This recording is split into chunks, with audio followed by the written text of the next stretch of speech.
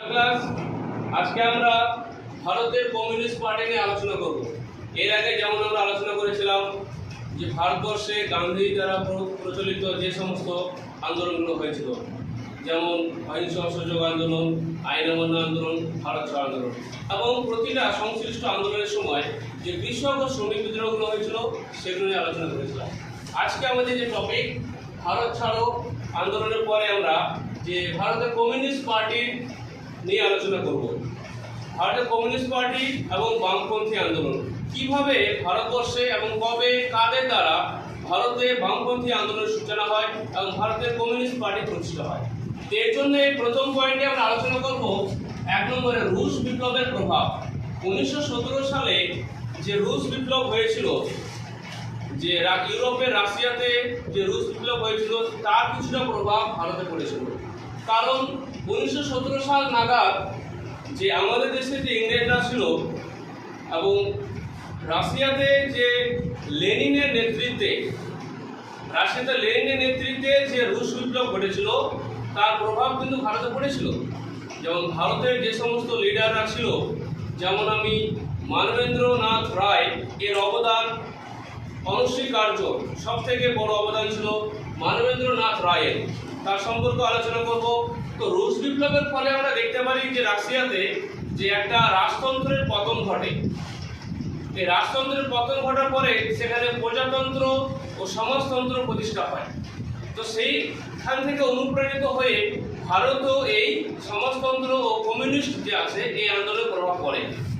যেমন পরবর্তীতে আমরা আলোচনা করবো যে ভারতের কমিউনিস্ট পার্টির প্রতিষ্ঠা। তাহলে এই বিপ্লবের পরে আমরা দেখতে পাচ্ছি যে ভারতের কমিউনিস্ট পার্টি প্রতিষ্ঠা হচ্ছে। যেমন মানবেন্দ্রনাথ রায়, যার নাম বললাম আমি একটু আগে, তিনি ছদ্মবেশে ভারত থেকে বিভিন্ন দেশ অতিক্রম করে তিনি রাশিয়াতে গেছিলেন। যেমন 1910 সালে যে শিবপুর বোমা মামলা, যে শিবপুর ষড়যন্ত্র মামলা হয়, তার একমাত্র ও অন্যতম দোষী সাব্যস্ত ছিলেন মানবেন্দ্রনাথ রায়। সেখানে ধরা পড়ার পরে তার 4 বছর জেল হয়। জেল থেকে বেরিয়ে 1915 সালে তিনি চলে যান বাটাভিয়াতে। সে বাটাভিয়াতে থেকে তিনি চলে যান আমেরিকাতে। আমেরিকাতে গিয়ে সেখানে ধনগোপাল মুখোপাধ্যায় নামে একজন তার নাম দিয়েছিলেন মানবেন্দ্রনাথ রায়, কারণ তার প্রকৃত নাম হচ্ছে নরেন্দ্রনাথ ভট্টাচার্য। আমেরিকাতে গিয়ে তিনি নাম পান মানবেন্দ্রনাথ রায়। তো তারপরে আমেরিকার পরে তিনি চলে আসেন যে রাশিয়ার মস্কোতে আসেন। আমেরিকা থেকে তিনি চলে আসেন রাশিয়ার মস্কোতে। রাশিয়াতে এসে তিনি লেনিনের সঙ্গে সেখানে সাম্রাজ্যবাদ এবং সাম্যবাদ ও সমাজতন্ত্র, সাম্রাজ্যবাদ নয়, সাম্যবাদ ও সমাজতন্ত্রের সঙ্গে তিনি সাক্ষাৎ হয় এবং লেনিনের সঙ্গে তার সাক্ষাৎ হয়। সেই লেনিনের দ্বারা অনুপ্রাণিত হয়ে তিনি রাশিয়াতেই 1920 খ্রিস্টাব্দের 17 অক্টোবর রাশিয়ার তাশখন্দে, কি নাম বললাম, রাশিয়ার তাশখন্দে তিনি প্রতিষ্ঠা করেন ভারতের কমিউনিস্ট পার্টি। তিনি ভারতের কমিউনিস্ট পার্টি প্রথম রাশিয়াতে প্রতিষ্ঠা করেছিলেন, কারণ সেই সময় তিনি রাশিয়াতে ছিলেন। রাশিয়াতে তার কিছু ভারতীয় সহযোগীও ছিল, সেই সহযোগীরা তাকে অবশ্যই সহায়তা করেছিল এবং ভারতীয়দেরকে নিয়ে তিনি রাশিয়াতে 1920 খ্রিস্টাব্দে 17 অক্টোবর তাশখন্দে যে ভারতীয় কমিউনিস্ট পার্টি সেটা প্রতিষ্ঠা করেন এবং সেখান থেকে তিনি কমিউনিস্ট যে ভাবধারা সেটা রাশিয়াতে যে ভারতীয়রা আছে তাদের মাধ্যমে তিনি ছড়াতে থাকেন। পরবর্তীতে 1925 খ্রিস্টাব্দে তিনি কানপুরে ভারতীয় কমিউনিস্ট পার্টি প্রতিষ্ঠা করেন।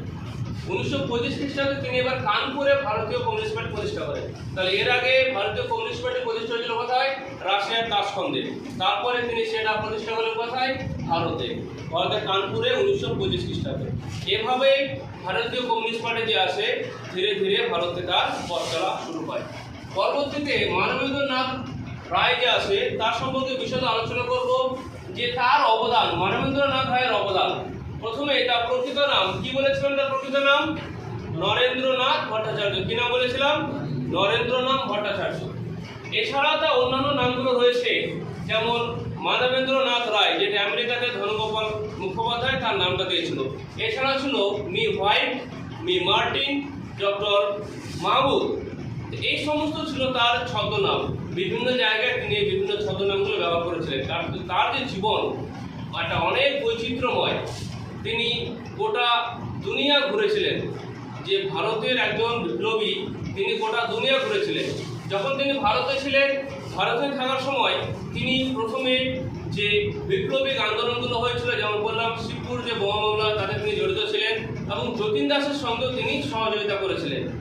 সেই সময় যে জেল থেকে বেরিয়ে 1915 সালে তিনি ভারতে যে বিপ্লবী বাদ যে রয়েছে, সেই বিপ্লবীরা যে ইংরেজদেরকে সশস্ত্র সংগ্রাম ও সশস্ত্র বিদ্রোহের চ্যালেঞ্জ ছুড়ে দেয়, তাদের জন্য দরকার ছিল ইংরেজদের সঙ্গে মোকাবেলা করার জন্য কি দরকার ছিল? আগ্নেয়াস্ত্র। তিনি আগ্নেয়াস্ত্র খোঁজার জন্য, আগ্নেয়াস্ত্রের সহযোগিতার জন্য তিনি বিদেশ পাড়ি দিয়েছিলেন। তিনি রাশিয়াতে যান, তিনি জার্মানিতে যান। তিনি রাশিয়াতে তেমন খুব একটা সহযোগিতা পায়নি আগ্নেয়াস্ত্র দিয়ে, কারণ রাশিয়া সেই সময় যে প্রথম বিশ্বযুদ্ধ চলছিল, শুরু হয়েছিল, এতে রাশিয়া কিন্তু ইংল্যান্ডেরই বন্ধুত্বপূর্ণ সম্পর্ক ছিল। কিন্তু এখানে ইংরেজদের শত্রু ছিল জার্মানি। এখানে তিনি একটা পন্থা অবলম্বন করেছিলেন, যেটাকে বলা হয় শত্রু বন্ধু। যেহেতু ইংরেজদের শত্রু ছিল জার্মানি, আমাদের শত্রু ছিল ইংরেজরা, এই জন্য তিনি সোজা জার্মানির কাছে যান। সেখানে হিটলারের সঙ্গে তিনি দেখা করেন। একটু আমার ওয়ার্ড টুইট করবো আমি এখানে, হিটলার নয়, দ্বিতীয় কাইজার উইলিয়াম। সেখানে দ্বিতীয় কাইজার উইলিয়াম ছিল, তো জার্মানির সঙ্গে তিনি দেখা করেন, এখানে জার্মানিতে যান এবং সেখান থেকে অস্ত্র সাহায্যের একটা প্রতিশ্রুতি পান। প্রতিশ্রুতি পেয়ে তিনি চলে আসেন দেশে। এসে অস্ত্র যখন আসতে দেরি হয়, তিনি আবার জার্মানিতে যান। জার্মানি থেকে তিনি আবার ভারতে ফিরে আসেন, যে ভারতীয়রা যে অস্ত্র পাওয়ার একটা প্রতিশ্রুতি পেয়েছিল। তো জার্মানি থেকে সেই অস্ত্র আসারই একটা ঘটনা আমরা জানি, যে যতীন দাসের যে বালেশ্বরে যে যতীন দাসের সঙ্গে ইংরেজদের খণ্ডযুদ্ধ হয়েছিল, তার উড়িষ্যার বালেশ্বরে সেই নদীর ধারে আসার কথা ছিল জার্মানি থেকে একটা জাহাজ, এবং সেখানে খবরটা পাশ হয়ে গেছিল ইংরেজদের কাছে। ফাঁস হয়ে যাওয়ার জন্য ইংরেজরা সেখানে আগে থেকে ওত পেতে বসেছিল, এবং সেখানে যতীন দাস ও তার সহযোগীদের সঙ্গে কি হয়, ইংরেজদের একটা খণ্ডযুদ্ধ হয়। যে যুদ্ধে যতীন দাস ও তার সহযোগীরা সেই যুদ্ধে মারা যায়। তো এইভাবে আমরা দেখতে পাচ্ছি যে মানবেন্দ্রনাথ রায়, তিনি যে ভারতীয় কমিউনিস্ট পার্টির প্রতিষ্ঠাতা ছিলেন, তিনি কিন্তু তার আগে বিপ্লবীর সঙ্গে জড়িত ছিলেন। তিনি অরবিন্দ ঘোষের সঙ্গে জড়িত ছিলেন, যতীন দাসের সঙ্গে সহযোগিতা করেছিলেন। তারপরে তিনি বিদেশে পাড়ি দেন এবং 1923 খ্রিস্টাব্দ তিনি vanguard of India independence. Note করবে তোমরা এগুলো, যে 1923 খ্রিস্টাব্দে ভ্যানগার্ড অফ ইন্ডিয়া ইন্ডিপেন্ডেন্স তিনি জার্মানিতে থাকার সময় তিনি এখানে এটা প্রতিষ্ঠা করেছিলেন। পরবর্তীতে 1930 খ্রিস্টাব্দে ভারতে ফেরার পথে গ্রেপ্তার হন। তিনি বিদেশ থেকে যখন ভারতে আসেন 1930 খ্রিস্টাব্দে, তখন তাকে ইংরেজ পুলিশরা গ্রেপ্তার করে। তিনি ডক্টর মাহমুদ ছদ্মনামে দেশে ফিরছিলেন। পরবর্তীতে 1940 খ্রিস্টাব্দ তিনি এখানে 1930 খ্রিস্টাব্দে ভারতে ইংরেজদের হাতে ধরা পড়ার পরে ইংরেজরা তাকে গ্রেপ্তার করে এবং তার 6 বছরের সশ্রম কারাদণ্ড দেওয়া হয়। তিনি জেল থেকে বেরিয়ে জাতীয় কংগ্রেসের সঙ্গে যোগদান করেন। তবে জাতীয় কংগ্রেসে একসঙ্গে পথ চলতে গিয়ে বিভিন্ন রকম মতানৈক্য দেখা দেয় এবং তার জাতীয় কংগ্রেস থেকে বহিষ্কার করা হয়। বহিষ্কার করলে তিনি 1940 খ্রিস্টাব্দে র্যাডিক্যাল ডেমোক্রেটিক পার্টি প্রতিষ্ঠা করেন। এই র্যাডিক্যাল ডেমোক্রেটিক পার্টি প্রতিষ্ঠার মাধ্যমে তিনি যে কমিউনিস্ট ভাবধারা, যে বামপন্থী ভাবধারা, সেটা তিনি কাজ চালিয়ে থাকেন এবং ভারতবর্ষ স্বাধীনতার আজ পর্যন্ত তিনি কি ছিলেন, যে একই রকমভাবে তিনি অনর্গল সেই কাজ চালিয়ে গেছিলেন। তিনি India in transition and what do we want নামক যে গ্রন্থগুলো তিনি প্রকাশ করেছিলেন, যার মাধ্যমে তিনি কমিউনিস্ট ভাবধারা এবং ভারতীয় যে পূর্ণ স্বাধীনতার যে আকাঙ্ক্ষা, সেটা তিনি মানুষের সামনে তুলে ধরেন। তার বিখ্যাত দুটি গ্রন্থ ছিল India in transition, what do we want. পরবর্তীতে আমরা আলোচনা করব যে কংগ্রেস সমাজতন্ত্রী দল, যে সুভাষচন্দ্র বসু ও জওহরলাল নেহেরু দুজন তরুণ জাতীয় কংগ্রেসের সদস্য ছিল, যারা কমিউনিস্ট ও বামপন্থী ভাবধারায় উদ্বুদ্ধ ছিলেন। এই তরুণ কংগ্রেসী নেতা সুভাষচন্দ্র বসু এবং জওহরলাল নেহেরু এরা কমিউনিস্ট ভাবধারা উদ্বুদ্ধ ছিল এবং জাতীয় কংগ্রেসের কিছু কর্মের জন্য এরা জাতীয় কংগ্রেস থেকে অনেকে ধীরে ধীরে আস্থা হারিয়ে ফেলছিল। যেমন তোমরা জানো যে গান্ধীজি অহিংস অসহযোগ আন্দোলন প্রত্যাহার করে নিয়েছিলেন, গান্ধীজি আইন অমান্য আন্দোলন প্রত্যাহার করে নিয়েছিলেন।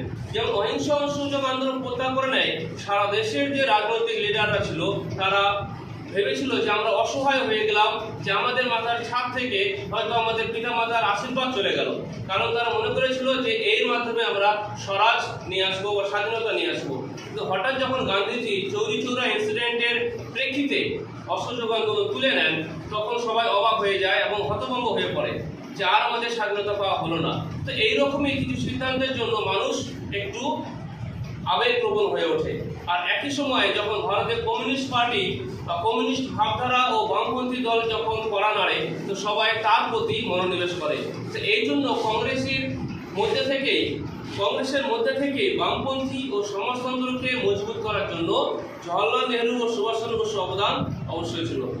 এর মধ্যেই যে কংগ্রেসের মধ্যে 1934 খ্রিস্টাব্দে কংগ্রেস সমাজতন্ত্রী দল প্রতিষ্ঠা করে, অর্থাৎ কংগ্রেসের মধ্যেই সমাজতন্ত্রের ভাবনা নিয়ে তারা কংগ্রেস সমাজতন্ত্রী দল প্রতিষ্ঠা করে 1934 সালে। প্রতিষ্ঠাতা ছিলেন আচার্য নরেন্দ্র দেব, জয়প্রকাশ নারায়ণ এবং আরও তাদের কিছু সহযোগী ছিল। তো আচার্য নরেন্দ্র দেব ও জয়প্রকাশ নারায়ণ 1934 সালে কংগ্রেস সমাজতন্ত্রী দল প্রতিষ্ঠা করেন।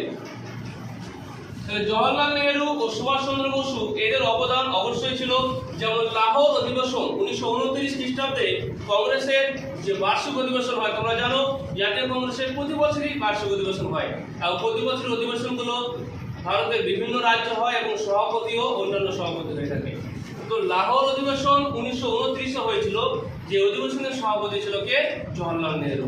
তিনি কিন্তু কংগ্রেসের মধ্যে থেকে এই অধিবেশনে পরিষ্কার করেছিলেন যে আমি একজন সমাজতন্ত্রী বা কমিউনিস্ট ভাবধারায় গ্রহণ করেছি এবং আমি একজন কমিউনিস্ট।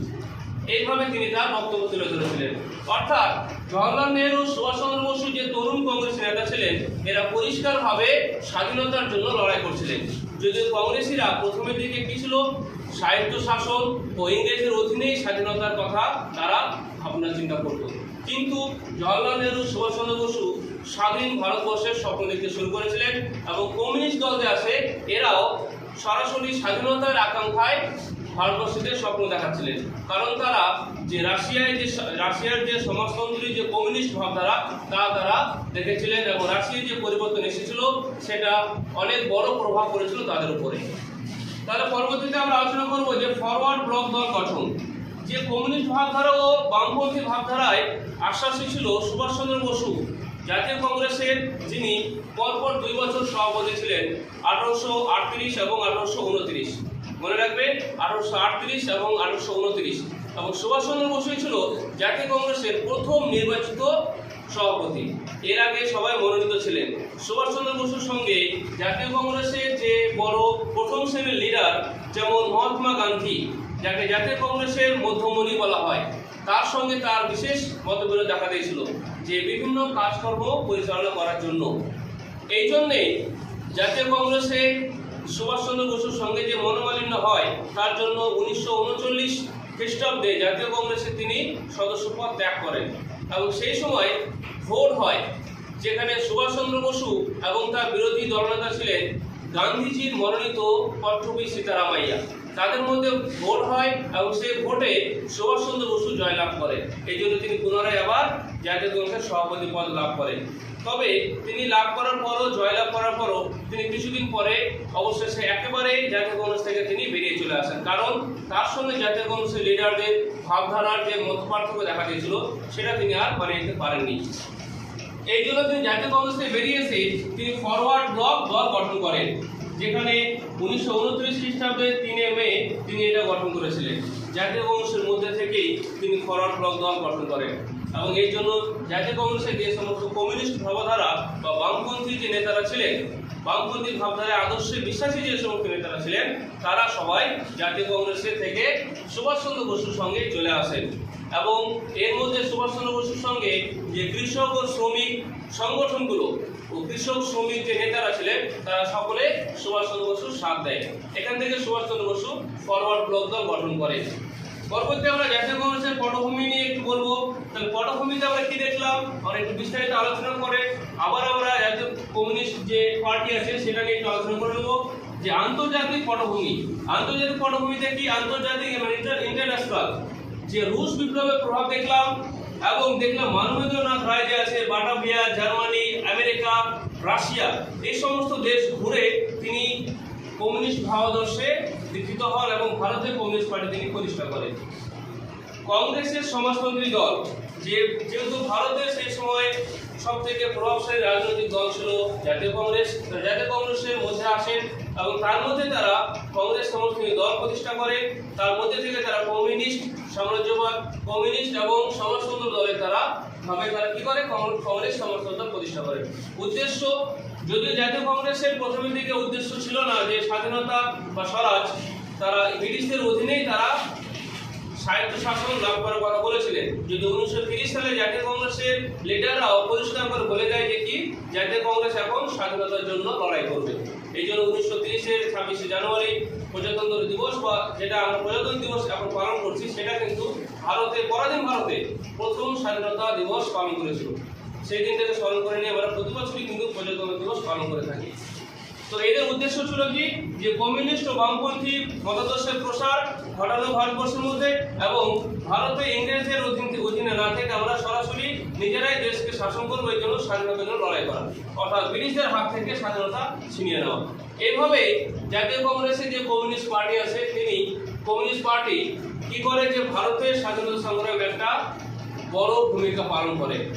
তো এই ছিল আমাদের ভারতের কমিউনিস্ট পার্টির প্রতিষ্ঠা এবং স্বাধীনতা আন্দোলনে কমিউনিস্ট পার্টির অবদান, যেখানে জাতীয় কংগ্রেসের সঙ্গে জাতীয় কংগ্রেস থেকে বেরিয়ে এবং মানবেন্দ্রনাথ রায়, যার কথা অবশ্যই স্মরণীয়, যে কমিউনিস্ট পার্টির জন্মদাতা তিনি ছিলেন ভারতবর্ষে, এবং কমিউনিস্ট ভাবাদর্শ যে সমাজতন্ত্রের যে উদ্বুদ্ধ ছিলেন এর জ্ঞানে, সেটা হচ্ছে আমাদের জওহরলাল নেহেরু ও সুভাষচন্দ্র বসু, এদেরও অবদান অবস্মরণীয়। তো আজকে আমাদের এটাই ক্লাস ছিল যে ভারতের কমিউনিস্ট পার্টির প্রতিষ্ঠা এবং তার যে প্রভাব ভারতের জাতীয় স্বাধীনতা সংগ্রাম আন্দোলনে। তো আজকের মধ্যে এখানে ক্লাস শেষ হচ্ছে, পরবর্তী ক্লাসে আবার দেখা হবে। Thank you.